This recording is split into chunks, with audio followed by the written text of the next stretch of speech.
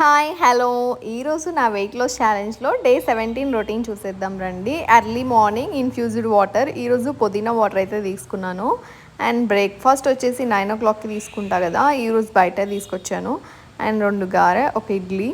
So మీరైతే గారె తినకండి, నేనైతే కొంచెం చీట్ మీల్లా చేసేసాను బ్రేక్ఫాస్ట్ వచ్చేసి.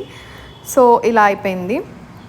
సో ఇంకా లంచ్ వచ్చేసి నేను ఫుడ్ ఏం తీసుకోలేదు, సపోటా జ్యూస్ అయితే తీసుకున్నాను. ఇందులో ఫుల్లీ బాదం మిల్క్తో చేసుకున్నాను, చాలా ప్రోటీన్ ఉంది ఇందులో. అండ్ అలాగే పైన పంకిన్ సీడ్స్ కూడా వేసుకున్నాను. ఇది నా లంచ్కి సరిపోయింది, ఆకలి అయితే వేయలేదు, అందుకే అది తీసుకున్నాను.